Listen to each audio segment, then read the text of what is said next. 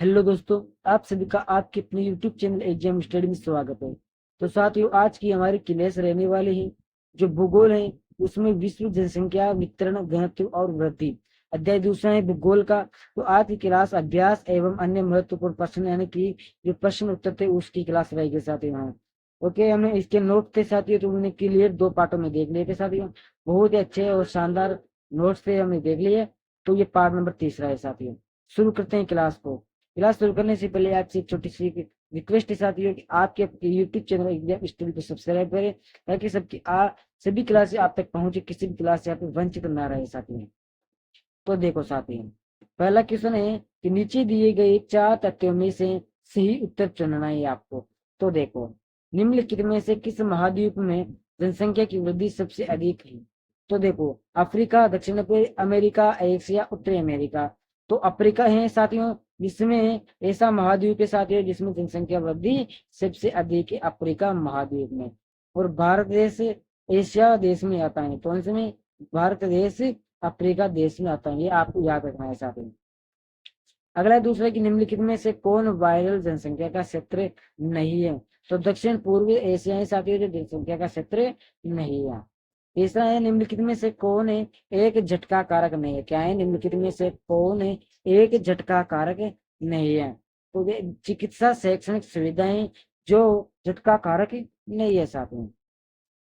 अगला चौथा प्रश्न है निम्नलिखित में से कौन सा एक तथ्य नहीं है? तो साथियों, इनमें से हो जाएगी आपके सामने जनसांख्यिकीय संक्रमण के पहले चरण में जनसंख्या वृद्धि अधिक है, ये आपके तथ्य सही नहीं है।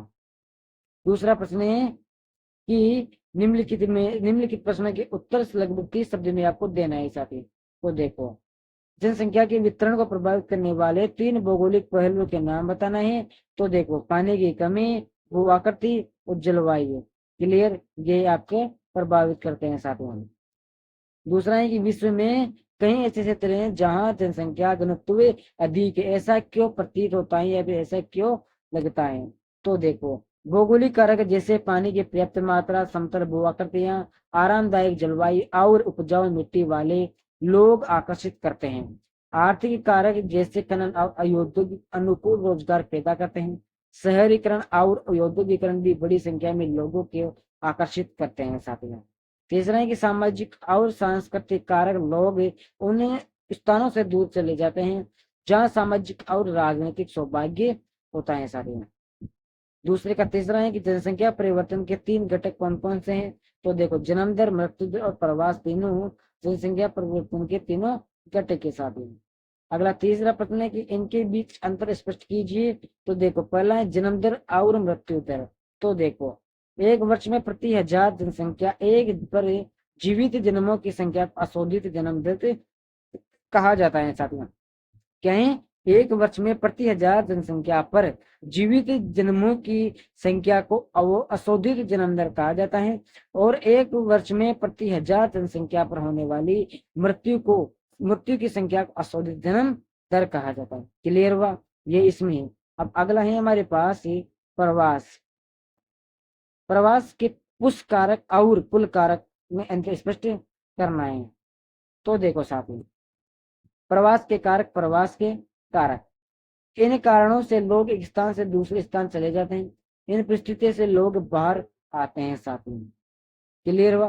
बेरोजगार, बुरे रहने की स्थिति, राजनीतिक उथल पुथल, खराब जलवायु, प्राकृतिक आपदाएं, महामारी और सामाजिक आर्थिक पिछड़ेपन के कारण है।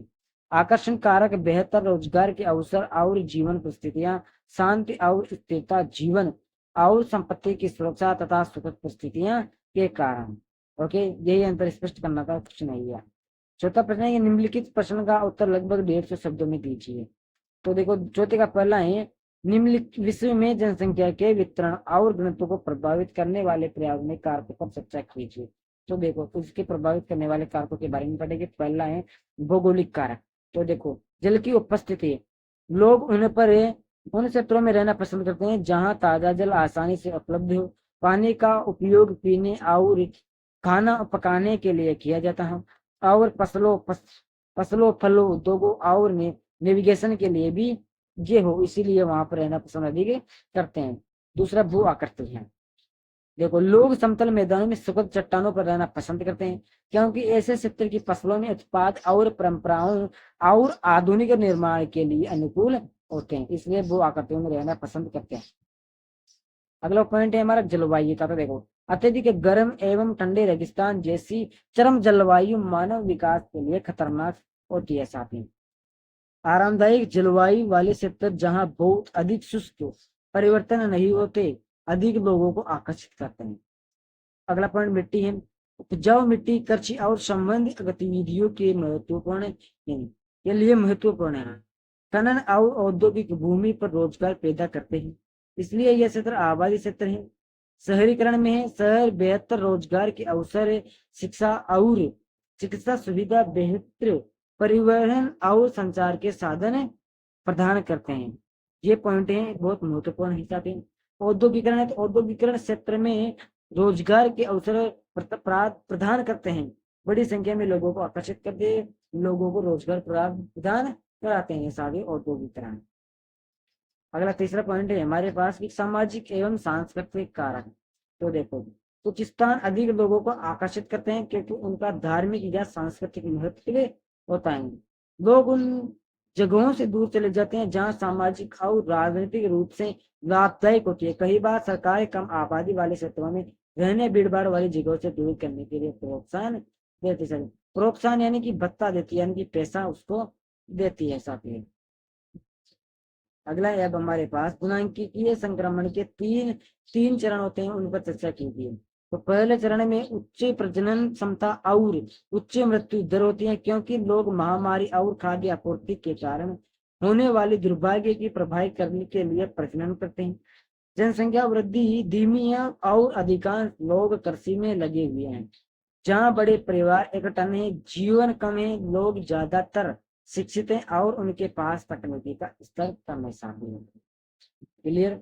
अगले दूसरे चरण की शुरुआत में प्रजनन क्षमता अधिक रहती है, लेकिन समस्या के साथ इसमें गिरावट आती है। इसके साथ ही मृत्यु दर में कमी आती है। स्वच्छता और स्वास्थ्य परिणामों में सुधार में मृत्यु दर में कमी आती है। इस अंतर के कारण जनसंख्या में शुद्ध वृद्धि अधिक होती है। साथ में क्लियर। तीसरा चरण देखेंगे कि अंतिम चरण में प्रजनन क्षमता और मृत्यु दर दोनों में काफी गिरावट आती है। जनसंख्या या तो स्थिर होता है या धीरे धीरे बढ़ती है। साथ क्लियर हुआ।